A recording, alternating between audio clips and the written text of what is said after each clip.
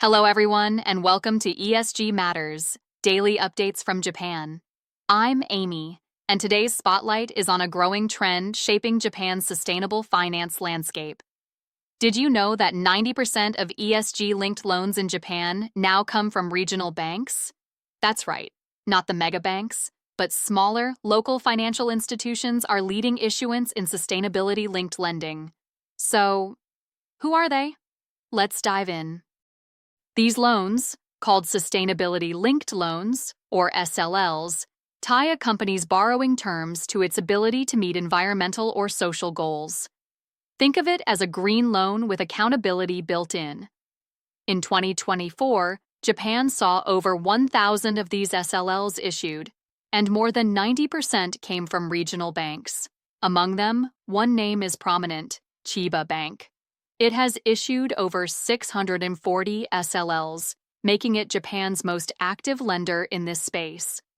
Another notable participant? Daiichi Hokuetsu Bank, headquartered in Niigata. Since 2022, it has issued over 80 SLLs, and they aren't one-size-fits-all. The bank customizes each deal based on the borrower's business. One loan set a goal to increase the use of locally grown wheat. Another targeted lower employee turnover. Why this uptick in activity into ESG? For regional banks, it's not just about climate, it's about long-term business viability.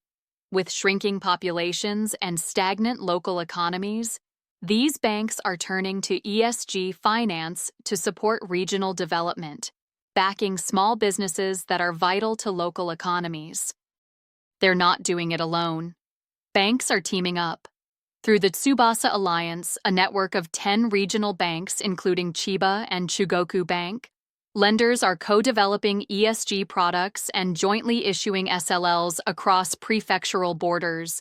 The numbers are climbing. The fourth Hoketsu Financial Group has grown its sustainable finance portfolio 6.5 times in 3 years, from 901 billion Japanese yen in 2021 to nearly 5.9 trillion Japanese yen in 2024, with a goal of 15 trillion Japanese yen by 2030. But not everything is without concern.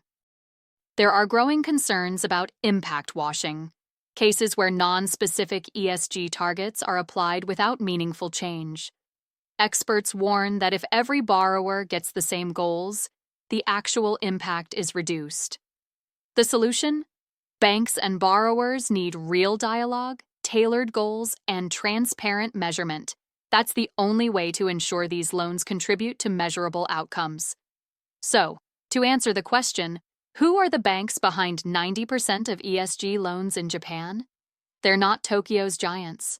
They're Japan's regional lenders, active participants in the evolving ESG finance space. That's all for today's ESG Matters. If you found this story informative, don't forget to like, subscribe, and share.